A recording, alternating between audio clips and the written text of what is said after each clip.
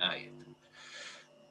Bueno, de nuevo, buenas noches. Sí, arrancamos con esta charla, este encuentro virtual, este experimento virtual de encontrarnos por Zoom para tener esta charla así, tema libre, y poder conversar un poco de nuestra fe o de las inquietudes que uno vaya teniendo, también como recapitular o repasar un poco los temas que fuimos viendo en las catequesis. ¿Sí?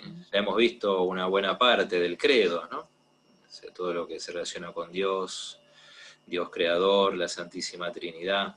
Hemos terminado la parte del credo que nos habla de Jesucristo, de su encarnación, de los misterios de la vida de Jesús, ¿no? Y bueno, de su parucía también, del regreso de nuestro Señor al final de los tiempos. Todo eso es lo que hemos visto hasta ahora en nuestras charlas. Así que antes de pasar al siguiente tema, hacemos esto para charlar y compartir un poco. Me parece que nos hace bien a todos, ¿sí? Bueno, en primer lugar recémosle a la Virgen, invoquemos al Espíritu Santo para que el Espíritu nos guíe a la verdad completa, ¿sí? Vamos a ir, por favor, manejándonos con los micrófonos apagados y después, cuando cada uno quiera hablar, no hay ningún problema, simplemente que sea de a uno, ¿ok? Bueno, recémosle a la Virgen y al Espíritu Santo. En nombre del Padre, y del Hijo, y del Espíritu Santo. Amén. Dios te salve María, llena eres de gracia, el Señor es contigo. Bendita tú eres entre todas las mujeres, y bendito es el fruto de tu vientre Jesús. Santa María, Madre de Dios, ruega por nosotros pecadores, ahora y en la hora de nuestra muerte. Amén. Ven Espíritu Santo, llena los corazones de tus fieles y enciende en ellos el fuego de tu amor. Envía tu Espíritu y serán creadas todas las cosas y renovarás la faz de la tierra. Oh Dios, que has instruido los corazones de tus fieles con la luz del Espíritu Santo, concédenos que sintamos rectamente con el mismo Espíritu y gocemos siempre de su divino consuelo. Por Jesucristo nuestro Señor. Amén. En nombre del Padre, y del Hijo, y del Espíritu Santo. Amén. Bueno, como les decía, en realidad la idea es darle la palabra a ustedes antes de empezar a hablar otra vez yo. Yo preparé algo como para romper el hielo con este texto de San Agustín que les estoy compartiendo ahí. Pero no sé, a ver si quieren empezar ustedes con alguna pregunta, algún comentario, con algo que haya quedado en el tintero de las charlas que tuvimos sobre el credo, o también de las cuestiones de doctrina social que estuvimos viendo, ¿sí? ¿Alguien se anima? Ya que estamos acá, ¿no? A ver, Susana. Yo me animo. Dale, Susana. No, sí, no hay problema. Un poquito hablar del temor de Dios. Es como que no me quedó por ahí del todo claro. Se habló en algún momento algo. Se iba a profundizar, creo, en algún momento no me acuerdo. Ajá. Y la relación por ahí que tiene con la confianza. Porque estaba leyendo algo de Santa Teresita de Niño Jesús y decía que el temor de Dios tiene relación también con la justicia, o sea, un poco eso, la confianza y la justicia. Primero, ¿qué es el temor de Dios? ¿Y qué relación puede llegar a tener con la justicia? ¿Sí? Y con la confianza. Bueno, es una buena pregunta, un lindo tema para... Si se puede. Un lindo tema para arrancar, ¿no? El temor de Dios. Acordémonos que siempre la idea es, sobre estos temas, que son temas de nuestra fe, ¿no? Empezar preguntándonos, bueno, ¿qué dice la Sagrada Escritura acerca de esto? ¿No? Siempre nuestro punto de partida tiene que ser la Sagrada Escritura, ¿no? Tal vez a mí, bueno, ahora me va a costar un poquito buscar las citas, pero si ustedes tienen la posibilidad de hacerlo o de googlearlo, ¿sí? La primera pregunta es esta, ¿no? ¿La Sagrada Escritura habla o no habla del temor de Dios? ¿Qué les parece a ustedes?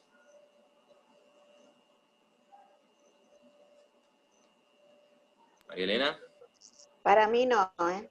¿para vos Temor de no? Dios, no. No es. Yo no. A ver, yo no le tengo miedo a Dios. O sea, no sé si la Biblia no me acuerdo haber escuchado del temor de Dios. Ok. Bueno, le voy a dar 2 citas, a ver si alguien las puede buscar, así como para hacerlo más interactivo, ¿no? Porque por un lado dice María Elena, claro, yo no le tengo temor a Dios. En el Nuevo Testamento me parece que es una de las cartas de San Juan, dice, ¿no? Donde hay amor no hay temor. ¿Sí? El amor hace desaparecer el temor o algo así. Pero por otro lado, ¿sí?, para empezar a responder a esta pregunta, ¿no? Si la palabra de Dios, si la Escritura habla del temor de Dios. También tenemos una cita en el Antiguo Testamento que dice así, y esta sí es textual, no me acuerdo exactamente dónde está, pero dice así: el temor del Señor es el comienzo de la sabiduría. ¿Sí? O sea, podemos partir de esas 2 citas, ¿no? Donde hay amor, desaparece el temor. Y por otro lado, el temor de Dios es el comienzo de la sabiduría. Yo lo voy a buscar también, pero si alguien lo encuentra antes. El de San Juan, sí, la primera carta, ¿puede ser? De San Juan, la primera carta. ¿Tenés la cita exacta? ¿Qué dice? Dice Juan, bueno, capítulo 4, versículo 18, ¿puede ser? Puede ser. En el amor no hay lugar para el temor. Ahí está. Al contrario, el amor perfecto elimina el temor, porque el temor supone un castigo y el que teme no ha llegado a la plenitud del amor. Ahí está. Interesante ese texto. ¿Puedes decir de vuelta cuál es la cita, Susana? Primera carta de Juan, capítulo 4, versículo 18. Ahora que lo voy a buscar yo en mi Biblia. ¿Sí? Primera de Juan. Capítulo 4, 18. 4 al 18. Porque a primera vista... Versículo 18, perdón. Primera de Juan 4... Ahí está, a partir del 18. ¿Sí? Es solo el versículo 18. Interesante, ¿no? En el amor no hay lugar para el temor, dice acá el apóstol, ¿no? Entonces, parecería que si yo lo amo a Dios, entonces, ¿cómo voy a temerlo a Dios? ¿Sí? Al contrario, el amor perfecto elimina el temor, sigue diciendo San Juan, porque el temor supone un castigo. Y acá viene un poco esto se relaciona con lo que preguntaba también Susana, ¿no? Si tiene algo que ver con la justicia, ¿no? Porque el temor es el temor a qué, y por ejemplo puede ser temor a un castigo, No. y el castigo es si uno ha hecho algo malo. En alguna de las charlas que tuvimos hablando sobre el mérito, leíamos que en el catecismo dice ¿qué es el mérito? Y bueno, es ¿cómo se dice? La retribución que corresponde a las acciones humanas, ya sean buenas o malas. Las acciones humanas buenas merecen una recompensa, las acciones humanas malas merecen una sanción, dice el catecismo de la Iglesia Católica, ¿no? Entonces, el temor supone un castigo y el que teme no ha llegado a la plenitud del amor. O sea, en primer lugar tenemos esta cita de la primera carta de San Juan que pone como en contradicción, ¿no?, el amor y el temor. Y esto nos ilumina, ahora te doy la palabra a María Elena, con lo que dice María Elena, ¿no? Si esto es así, como dice acá San Juan, bueno, y es así, porque es palabra de Dios, ¿sí? Si yo amo a Dios, entonces a Dios no lo voy a temer, ¿no? María Elena. Sí, puede ser que En el Antiguo Testamento el temor estaba presente porque era la manera de conocer a este Dios que se le aparecía a los profetas. Por eso fue los mandamientos, y a mí me parece que en el Nuevo Testamento Dios vino a mostrar lo que es en realidad el amor. Se basa a ver, ¿cómo poder decir? Habla, suma a los mandamientos las bienaventuranzas, pero habla de una conversión de adentro hacia afuera, y en el Antiguo Testamento no era una conversión de adentro hacia afuera, es lo que pienso, por lo poco que estudié, lo relaciono con esto, por eso la cita, ¿no? Bueno, si no me equivoco era San Agustín o Santo Tomás de Aquino, o los dos, o sea, Santo Tomás siguiendo a San Agustín cuando se preguntaba cuál es la diferencia entre el Antiguo y el Nuevo Testamento. Y una de las diferencias que él decía, que el Antiguo Testamento es un testamento en el cual prevalece el temor, sí, como dice María Elena, ¿no? Y el Nuevo Testamento es un testamento en el cual prevalece el amor. Pero entonces, ahora, ya que mencionamos el Antiguo Testamento, ¿sí? Vamos ahora, sí, esta sí la encontré, al libro de los Proverbios. El libro de los Proverbios, capítulo 1, versículo 7. Proverbios 1, 7. No sé si alguien lo tiene por ahí y lo encontró y lo quiere compartir. ¿Alguien lo tiene? Dale. El temor del Señor es el comienzo de la sabiduría. Los necios desprecian la sabiduría y la instrucción. Bien. Fíjense, ahí tenemos una afirmación de la Sagrada Escritura en la cual se habla explícitamente del temor del Señor. ¿Sí? Y es más, dice que este temor del Señor ocupa un lugar muy importante en el camino hacia la sabiduría. ¿Sí? Porque dice así, es el comienzo de la sabiduría. Entonces, ¿qué hacemos? ¿Cómo resolvemos esta cuestión? Pues por un lado dice San Juan que donde hay amor no hay temor. ¿Sí? Pero al mismo tiempo acá el Antiguo Testamento, y no es la única cita, nos dice que el temor del Señor es el comienzo de la sabiduría. La pregunta es esta, ¿qué hacemos con el libro de los Proverbios? ¿Qué hacemos con esta cita de los Proverbios? ¿Qué? ¿Ya fue porque es del Antiguo Testamento? No, claro que no. Sigue, será del Antiguo Testamento, ¿okay? Pero es palabra de Dios. Además es un libro de los que se llaman sapienciales, el libro de los Proverbios, ¿no? Como el libro de la sabiduría, Eclesiastés, Eclesiástico, los Salmos, ¿no? Son libros sapienciales. Entonces, uno podría decir, bueno, en un libro histórico puede ser que haya cosas que uno pueda llegar a decir, bueno, esto es propio del Antiguo Testamento, como cuando Dios mandaba ocupar un lugar y liquidar a toda la gente que encontraran en ese lugar, ¿no? Por ejemplo. Pero esto es más difícil. ¿Qué hacemos entonces con este versículo? El temor del Señor es el comienzo de la sabiduría. ¿Cómo se resuelve esto? Hay dos opciones. O hay una contradicción en la palabra de Dios, o arrancamos esta página de la Biblia que nos habla del temor del Señor. María Elena.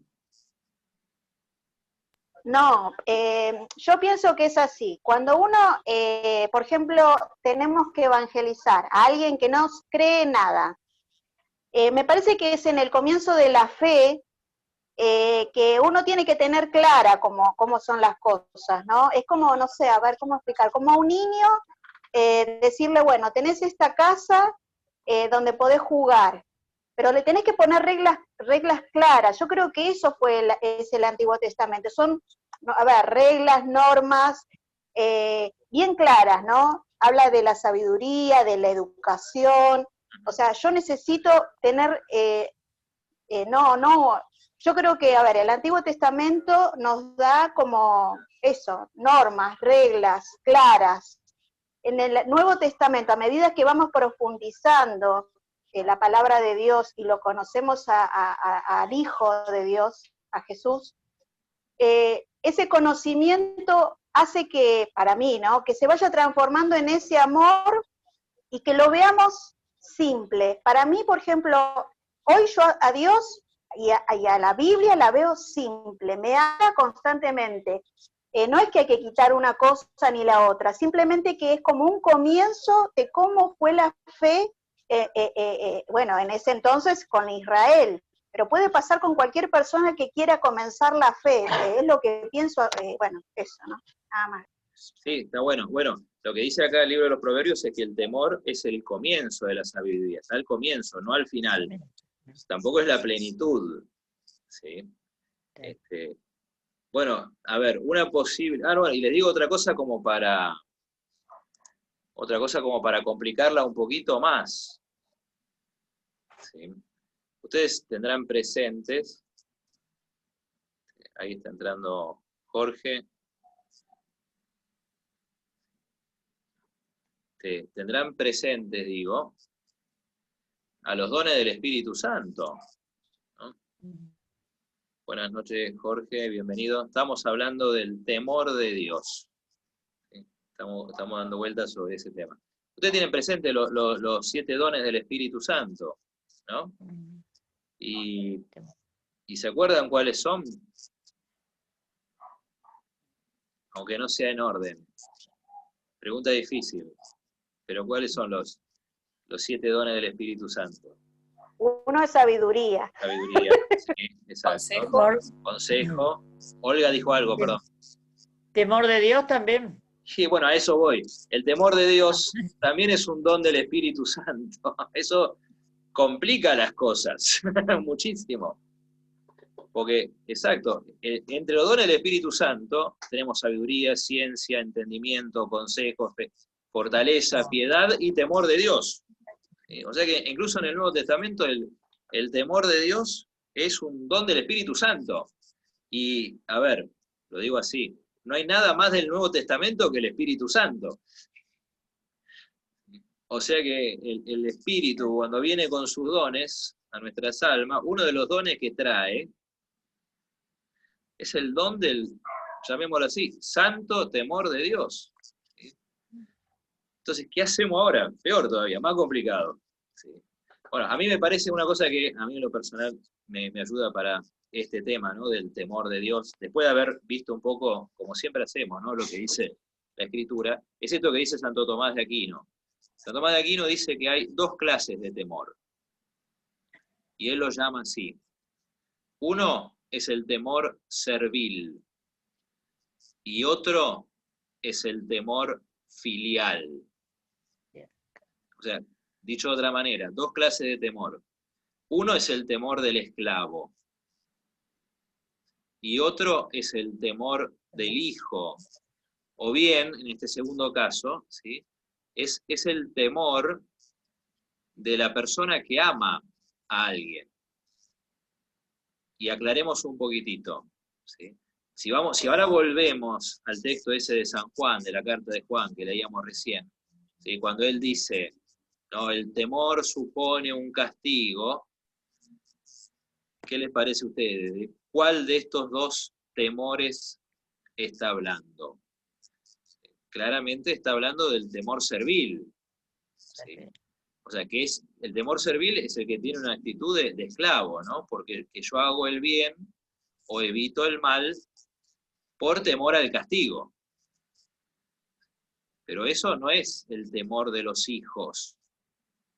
El temor del hijo o el temor de una persona, a ver, y vayamos a este segundo caso. Cuando una persona ama a alguien, ¿no teme algo también, por ejemplo? ¿O no teme nada? Sí. ¿Qué teme, Olga? Sí.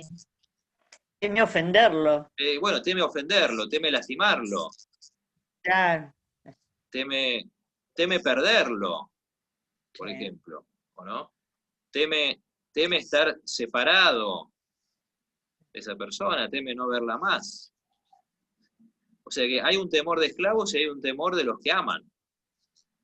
Entonces, el temor de Dios, ese santo temor de Dios, y ahí con esto redondeamos para dar espacio a tal vez a alguna otra pregunta, ¿no? Es el temor filial, el temor del hijo, no que se mueve por miedo al castigo. Ahí se entiende lo del apóstol San Juan, en su primer carta. ¿Sí? Pero sino que hay un temor que también es fruto del amor, ¿no? Cuando uno ama realmente a alguien, no quiere ofenderlo, no quiere lastimarlo, no quiere perderlo, tiene miedo, ¿no? De que ese alguien le sea arrebatado. Por eso, también el mismo Santo Tomás, cuando habla de estas cosas, dice, hace como una escalera, ¿no? O sea, el primer peldaño es el temor servil. Un poquito como decía María Elena, a ver, cuando vos tenés que educar a un chico, ¿no? Y le tenés que poner reglas claras al principio, ¿no? Vos tenés que decir, esto sí, esto no. Y si el nene de 2, 3, 4 años se porta mal, ¿qué haces? ¿Qué haces? No te digo que lo pegue, no, obviamente no le vas a pegar, no lo vas a lastimar, pero al menos lo vas a retar, o al menos le vas a poner una pequeña penitencia, ¿no? Y así de a poquito va entendiendo. Ahora, cuando va creciendo, eso tiene que quedar atrás y convertirse en el otro temor, ¿no? Entonces, el Antiguo Testamento está caracterizado por el temor servil. De eso viene a liberarnos Jesucristo. Como cuando dice Jesús en la última cena, yo no los llamo esclavos, yo los llamo amigos. Pero aún el mismo amigo, aún el amigo, tiene miedo de ofender al amigo, o tiene miedo de perder al amigo. Y eso sería el santo temor de Dios, el temor de los hijos que no quieren ofender a su padre, ¿no? Que no quieren ir contra el amor de su padre.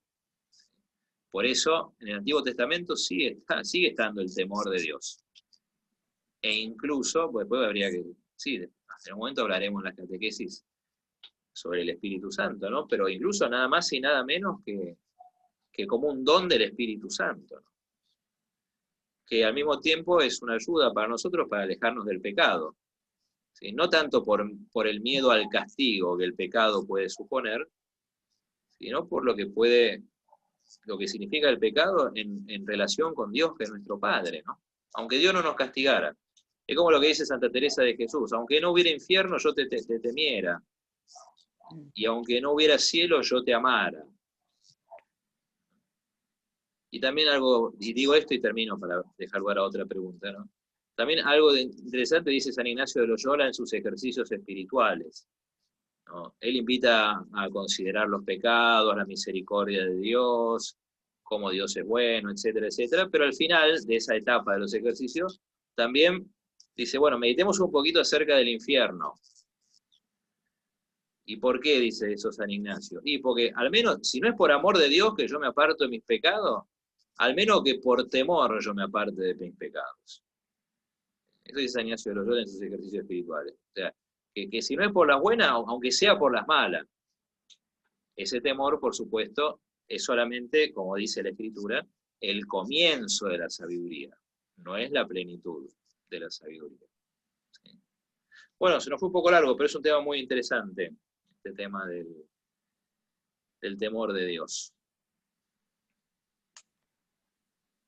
Buenísimo. ¿Qué más? A ver, tírense otra así, linda, difícil.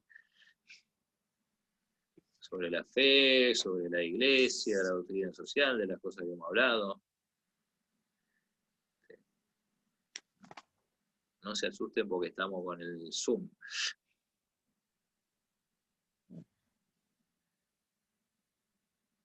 A ver, María Elena. Yo no estuve en la clase de lo que habló sobre el mérito. Si podría, decir, sí, dijo el concepto, dijo anteriormente el concepto de mérito. Pero es importante el mérito ¿cuál sería el mejor mérito del católico? Está bueno, son varias preguntas juntas. Bueno, les recomiendo está muy bien cómo está explicado el tema del mérito en el catecismo de la Iglesia Católica. ¿Sí? Pueden buscarlo, no sé si tengo ahora yo acá a mano, marcado donde se habla del mérito, ¿sí? Pero a donde se habla de la gracia y la justificación. ¿Sí? A ver, denme un segundito, si les tiro la precisa. Lo del mérito en el catecismo está entre... ¿Hola? No. Entre el 2006 y el 2011. ¿Sí? Para resumirlo muy brevemente, y para que más o menos se entienda cuál es la enseñanza de la Iglesia, ¿sí? Esto es así. El mérito nos enseña la Iglesia que se puede considerar desde dos puntos de vista. De un punto de vista humano, o sea, desde el punto de vista de las relaciones entre los hombres, y desde el punto de vista teologal, espiritual o sobrenatural. ¿Okay? El mérito también tiene que ver con la justicia. ¿Okay? Y un poco el mérito, en un primer sentido, es eso que les decía recién, es esa retribución que corresponde a las acciones humanas, a los actos humanos, en vista de que si son buenos o si son malos. Justicia es darle a cada uno lo que le corresponde, darle a cada uno lo suyo. ¿Sí? ¿El mérito qué es? Bueno, es darle a cada acción humana lo que le corresponde, dependiendo si es buena o si es mala. Nosotros normalmente asociamos el mérito con algo positivo. ¿Okay? Pero el mérito también tiene este doble aspecto, esta doble dimensión. ¿Okay?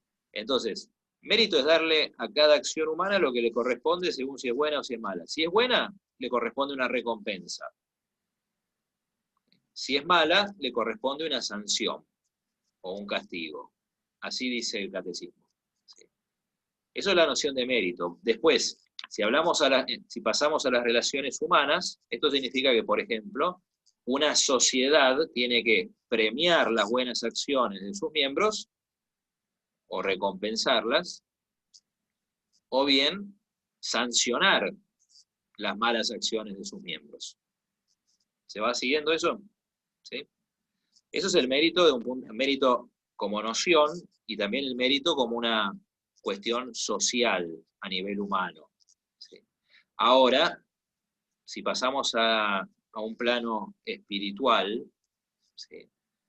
La cosa cambia bastante, porque la gran pregunta es esta: si el ser humano tiene o no tiene mérito delante de Dios. ¿Sí? Si mis buenas acciones, la pregunta sería esta, ¿no? Mis buenas acciones lo obligan a Dios a recompensarme por ellas. Y bueno, María Elena dice no. ¿Por qué no? Pregunto yo. Porque todo es de Él, mi vida, Él me creó, o sea, todo es de Él, todo mi ser le pertenece. Yo creo que mis acciones, hay una parte de la palabra que dice que nos va a juzgar, si sabemos algo de Dios, no sé si la palabra es juzgar, pero nos va a pedir más cuentas. Yo pienso eso, ¿no? El querer saber más, el querer estudiar más, me permite a mí saber más de Él, pero eso tiene una responsabilidad, que acá también me entraría en el santo temor. Ese sería mi santo temor. Sí. Cuanto más yo aprendo de Él, también voy a tener más digamos, que responder cuando esté frente a Él. Sí, sin duda. ¿No? También dice San Pablo: trabajen por vuestra salvación con temor y temblor, ¿no? Y eso que cita María Elena, lo dice Jesús en el Evangelio: al que más se le dio, más se le pedirá. ¿No? La cuestión entonces es que, estrictamente hablando, ningún ser humano tiene mérito delante de Dios. ¿Sí? Ninguna de nuestras acciones lo obliga a Dios a recompensarnos. ¿Sí? Eso un poco, en resumida cuenta, lo que dice la Escritura y el Catecismo. Ahora bien, si la siguiente pregunta es si hay alguien que realmente puede decir que tenga mérito delante de Dios. Y bueno, también nos dice el catecismo que el único que tiene mérito delante de Dios es su Hijo. Porque es el único que es igual a Dios, Padre, y el único que está a la par de Dios. ¿Sí? Por lo tanto, y después, no por lo tanto, y además Dios en su sabiduría quiere salvarnos por medio de su Hijo, quiere unirnos a su Hijo, ¿sí? Entonces, en la medida que nosotros estamos unidos a Jesús, por los méritos de Jesús, empezamos a tener mérito nosotros también. Porque unidos a Jesús, nuestras acciones empiezan a tener otro valor. Es como si uno dijera, si estamos unidos a Jesús, de alguna manera también nuestras acciones son de Jesús.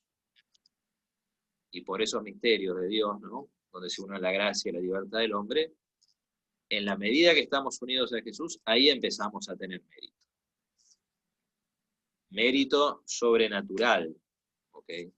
Si no estamos unidos a Jesús, por más buena acción, es fuerte si uno lo piensa también, ¿no? Pero es lo que nos enseña la Iglesia. Si no estamos unidos a Jesús, y estar unidos a Jesús es estar unido a Él por la gracia, ¿no? Por la fe, por el amor, por más buenas acciones que hagamos, no tiene mérito delante de Dios.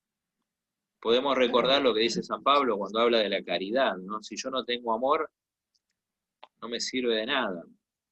Pero ahí San Pablo, cuando habla del amor, la carta de los Corintios, habla del amor de verdad, o sea, el amor de verdad, el amor como un don sobrenatural, como este don que viene de Dios y que nos une a Dios.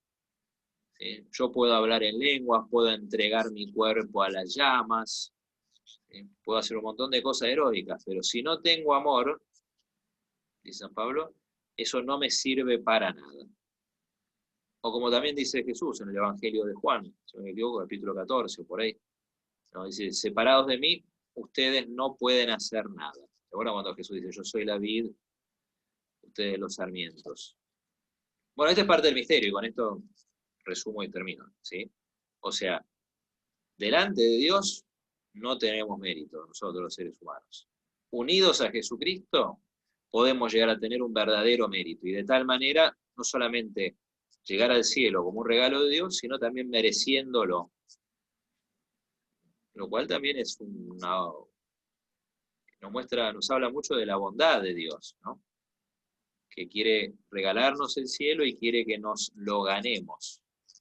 Y siempre repetimos esa palabra de San Agustín, ¿no? El Dios que te creó sin ti no te salvará sin ti, ¿no? O sea, es Dios el que te salva, pero con vos. Eso de manera muy breve es un poco lo que, al menos que yo recuerdo y entiendo que nos enseña la Iglesia del Catecismo sobre el mérito. ¿Qué más? Tenemos 5 minutos más. Teresa, dale Teresa, vamos todavía.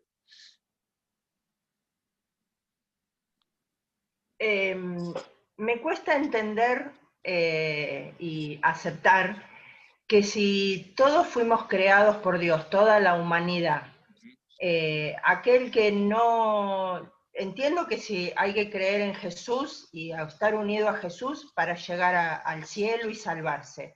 Pero todas esas almas que mueren y no creen en Jesús, y fueron almas buenas, no sé, un judío, un budista, ¿a dónde van? ¿Dónde quedan esas almas? Bueno, esa es una muy buena pregunta, ¿no? Si alguien puede, busque por ahí, si no me equivoco, está en la carta de San Pablo, me parece que es Timoteo, ¿no? Que Dios quiere que todos los hombres se salven y lleguen al conocimiento de la verdad, ¿no? Y bueno, a ver, dicho así de manera muy, muy sencilla, o sea, Dios quiere que todos los hombres se salven, ¿no? Y relacionándolo con lo que veníamos hablando recién. Pero algo hay que hacer también para salvarse. O sea, esa salvación implica, en primer lugar y sobre todo, la gracia de Dios, la iniciativa de Dios, ¿sí? La vocación que nos viene de Dios, pero también la libertad humana, ¿no? Entonces, primero eso. Ahora, algo hay que hacer, y bueno, y por otro lado la Iglesia nos enseña que la salvación viene por Jesucristo, ¿no? Entonces, ahí hay que distinguir dos cosas. El que conoció a Jesús y el que no lo conoció. Son dos situaciones distintas, ¿no?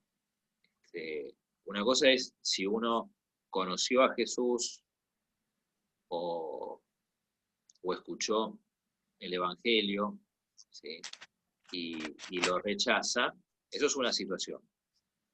Fíjense lo que dice el mismo Jesús en el Evangelio de San Juan, capítulo 3. ¿Sí? Denme un segundito, y acá se los encuentro. Es el diálogo con Nicodemo. Con Nicodemo, sí. Juan 3.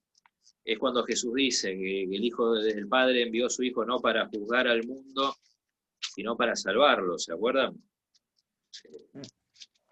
Bueno, pero ahí mismo también Jesús dice, estoy jugando, ¿sí? Juan 3:17.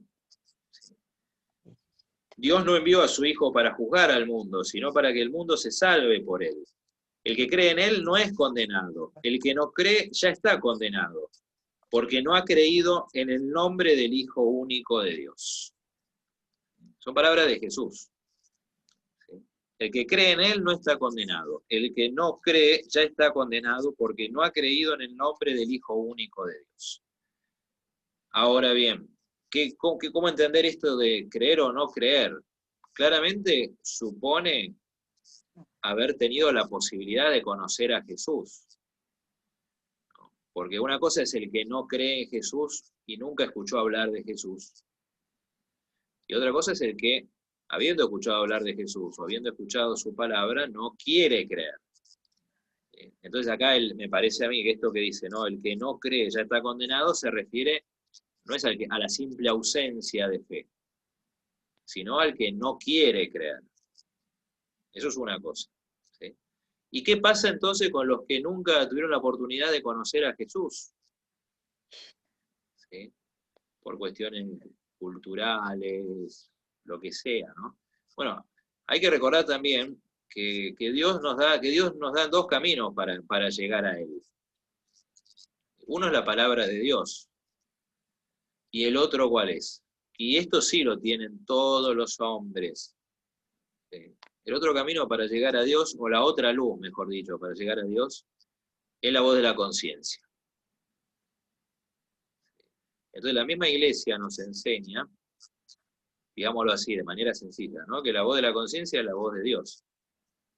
Entonces, si una persona no tuvo la posibilidad de conocer a Jesús ni al Evangelio, y en su vida siguió la voz de la conciencia,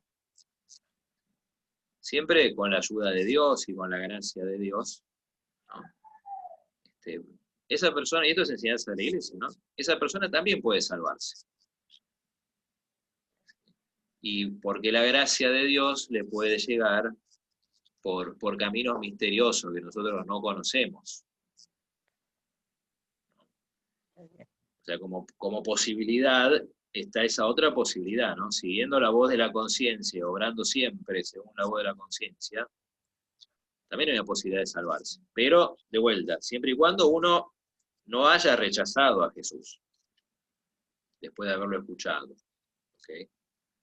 Pero a esto hay que agregarle algo más, ¿no? Que, a ver, es posible seguir la voz de la conciencia y todo eso, pero el ser humano está herido por el pecado original, ¿no? Y sin la gracia de Dios, sin la palabra, sin los sacramentos, es muy difícil. Si nosotros que tenemos los sacramentos y la palabra de Dios, somos tan pecadores y nos cuesta tanto seguir la voz de la conciencia, ¿no? ¿Qué le queda a alguien que no los tiene? Entonces, como posibilidad está esa posibilidad. Por eso la voz de la conciencia, la luz de la conciencia, es esa luz que Dios le dio a todo hombre para que pueda buscarlo y encontrarlo. ¿Sí? Pero por otro lado, eso no quita que sea urgente evangelizar, porque el ser humano solo, con su conciencia, puede encontrar a Dios, pero en la situación en la que estamos, ¿no? Es decir, heridos por el pecado original, la cosa se hace muy difícil. Por eso siempre la iglesia sintió como algo urgente evangelizar y misionar y anunciar la palabra de Dios en todo el... Por eso Jesús dice, vayan por todo el mundo, ¿no? Y los grandes misioneros dejaron la vida en ir a esos rincones, ¿no?, inhóspitos, o ir a hablarle de Dios, de Jesús, a los que nunca lo habían escuchado. Que no sé si eso ayuda un poco, o sea, entender son misterios, ¿no? Claro, no terminamos de entenderlo, ¿no? Pero si no sé si ayuda un poco a lo que vos preguntabas, Teresa. Sí.